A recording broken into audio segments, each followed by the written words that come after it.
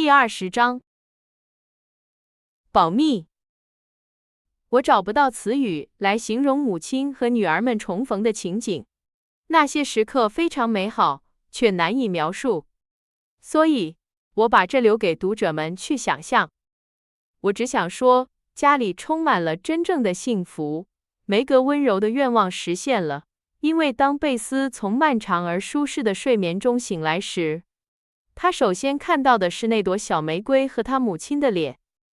他太虚弱了，对任何事都感到不奇怪。他微笑着，依偎在母亲充满爱意的怀抱中，感到自己对关爱的渴望终于得到了满足。然后他又睡着了。姑娘们照顾着母亲，母亲不想放开那只纤细的手，即使在梦中，那只手也紧紧地抓着她的手。汉娜为远道而来的母亲准备了一顿丰盛的早餐，这是她表达喜悦的方式。梅格和巧像鸟妈妈喂小鸟一样喂母亲吃饭，母亲则讲述着关于父亲病情的最新消息。她解释说，布鲁克先生已经答应留下来照顾病人。暴风雨耽误了他回家的路程，以及当他疲惫不堪、紧张又寒冷地到达时，看到老李充满希望的脸庞，他感到了难以形容的安慰。多么奇怪又愉快的一天啊！外面阳光明媚，一片欢乐，因为人们都出来迎接第一场雪。家里却宁静安详，因为大家都因通宵未眠而疲惫不堪，正在睡觉。一种星期天特有的宁静笼罩着一切。汉娜守在贝斯的门口打着瞌睡。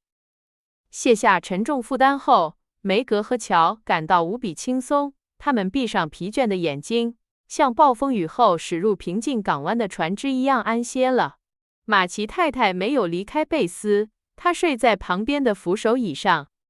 她常常醒来观察贝斯，确认他没有发烧，像守财奴守护失而复得的宝藏一样照看着他。与此同时，老李去安慰艾米，他把发生的事情讲得那么风趣，连马奇姑妈都听得很投入，一次也没有说我早就警告过你了。在那件事上，艾米表现得很坚强，仿佛她在小祷告室里产生的那些美好念头开始结出果实了。他很快擦干眼泪，控制住想见母亲的急切心情。当马奇姑妈和老李都说他表现得像个真正的小妇人时，他一点也没想到绿松石戒指。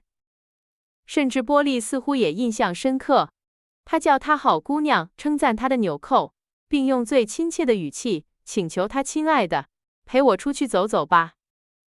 他很乐意出去享受冬日的阳光，但看到老李尽管努力掩饰，却困得睁不开眼，便劝他在沙发上睡一会儿，自己则给母亲写了张便条。他花了很长时间才写完。回到客厅时，发现他的朋友正躺着，头枕着手臂，睡得很沉，而马奇姑妈则拉上了窗帘，一动不动地坐着，脸上带着一种不同寻常的慈祥。过了一会儿，他们开始担心这个年轻人可能要到晚上才会醒来。如果不是艾米看到母亲到来时高兴地叫了一声，可能真会如此。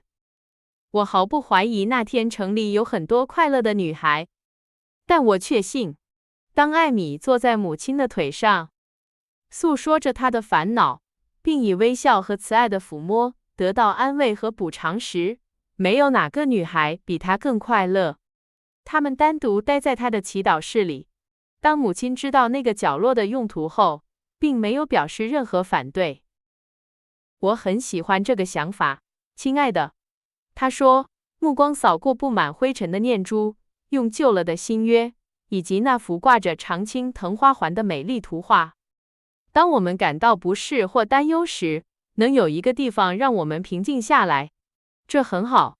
生活中充满了艰难的时刻，但如果我们以正确的方式寻求帮助，就能更好地承受它们。我相信我的小女儿已经很好地学会了这一点，对吗？是的，妈妈，当我回家时，我会把大衣柜里的地方空出来放书和我临摹的这幅画。那个女人的脸我画的不太好，我画不出她的美丽，但是那个孩子我画的好一些，我很高兴。我喜欢想我们的主也曾是个孩子，因为这让我觉得他更亲近，也帮助了我。当艾米指着一幅画，画上一个微笑的圣婴耶稣坐在他母亲的膝上时，马奇太太笑了。她什么也没说，但艾米明白了那笑容的含义，停顿了一下，非常认真地补充道：“我本来想告诉你的，但我忘记了。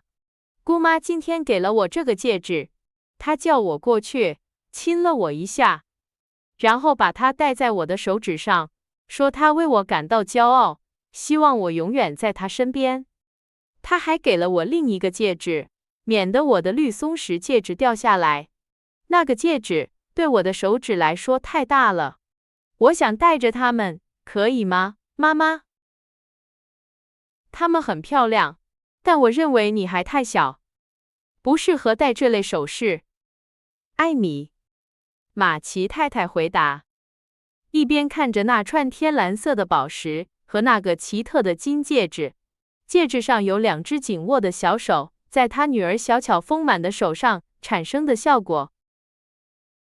我会努力不虚荣的，艾米解释说，我喜欢她，不仅仅是因为她漂亮。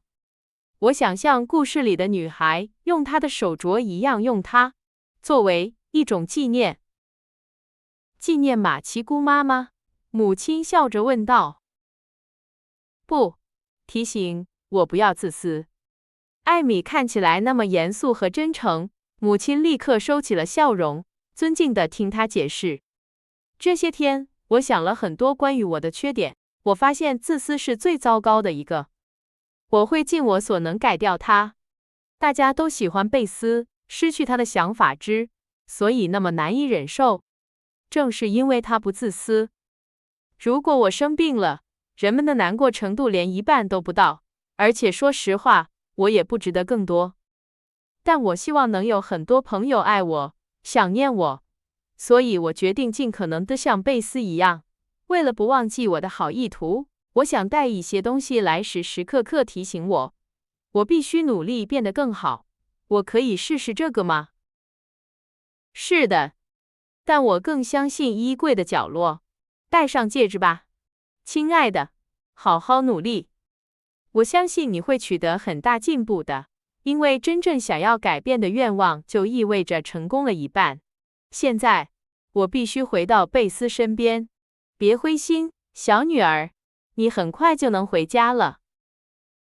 那天晚上，当梅格给父亲写信，告知母亲旅途和到达的消息时，乔上楼，来到贝斯的房间，发现马奇太太像往常一样坐在那里。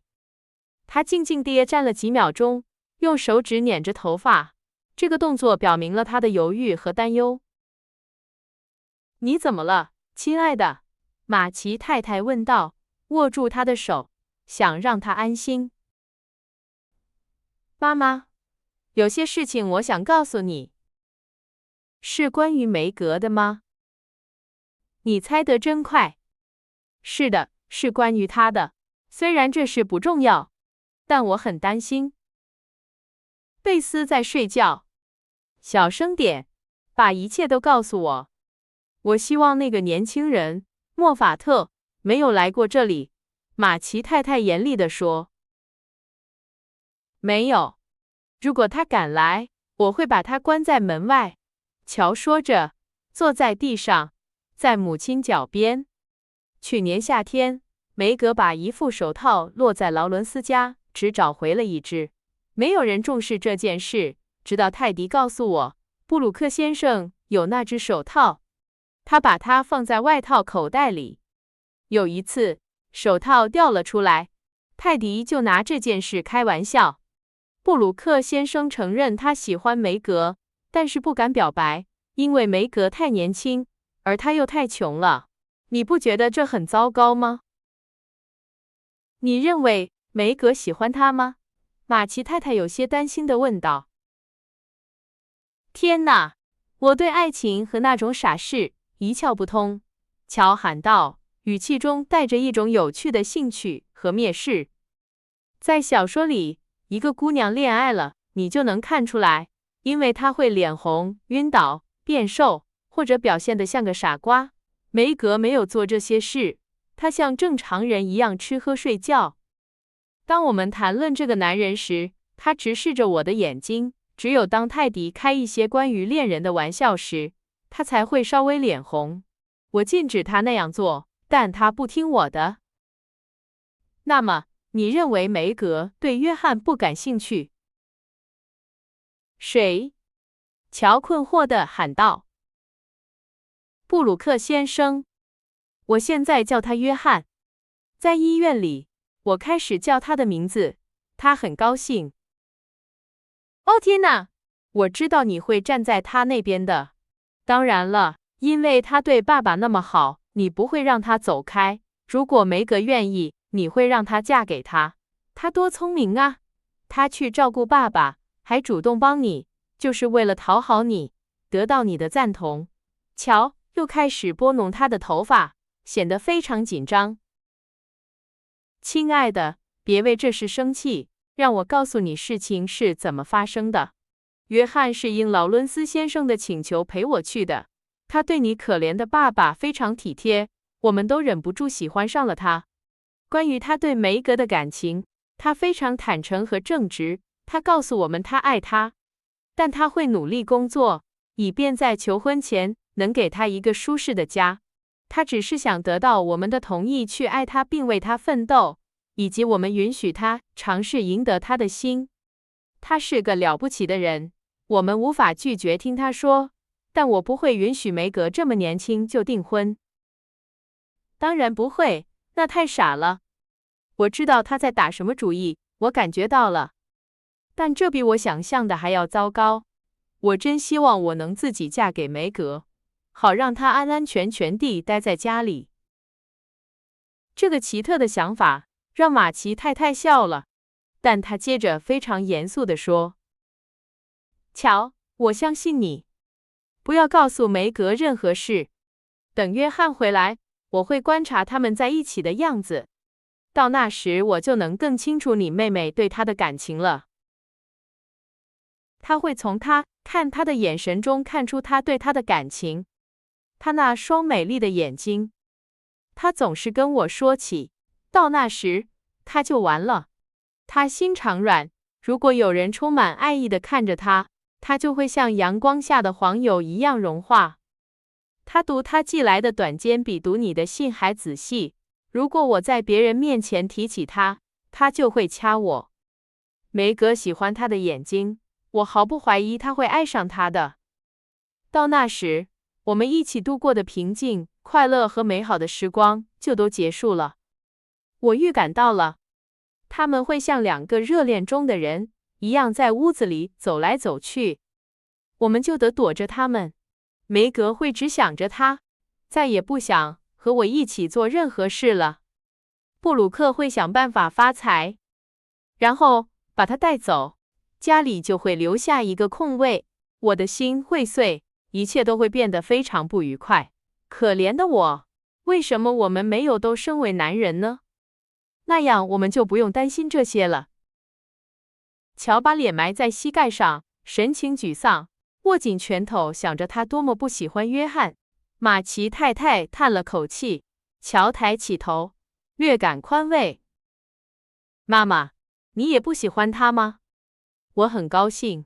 告诉他管好自己的事，别跟梅格提任何事。这样我们就能像以前一样快乐的生活在一起了。我不该叹气。每个人在适当的时候建立自己的家庭，这并没有什么错，这是很自然的。但是，我想尽可能长时间的把我的女儿们留在身边。我很遗憾这件事发生得这么早，因为梅格才17岁，约翰还需要好几年才能给他一个像样的家。你父亲和我都认为他不应该在20岁之前订婚或结婚。如果他和约翰相爱，他们会愿意等待，并考验他们的爱情。他很明智。我相信他会以应有的尊重对待她，我美丽善良的女儿。我希望她一切都好。你难道不希望她嫁给一个有钱人吗？乔问道。他注意到母亲说最后一句话时声音有些发颤。钱很有用，也很好，乔。我希望我的女儿们永远不缺钱，也不被拥有太多的欲望所诱惑。我希望约翰能找到一份好工作，让他能过上好日子，并为梅格提供一个舒适的家。我不渴望你们拥有巨额财富、显赫的社会地位或头衔。如果地位和金钱伴随着爱和美德而来，那就欢迎他们，享受他们。但我以亲身经历知道，在一个靠劳动养家糊口的简朴家庭里，也可以非常幸福。而且经历一些小小的匮乏，有助于更珍惜所拥有的一切。我不介意梅格过着简朴的生活，因为如果我没弄错的话，她将拥有最好的财富，一个好男人的心。而那才是最好的财富。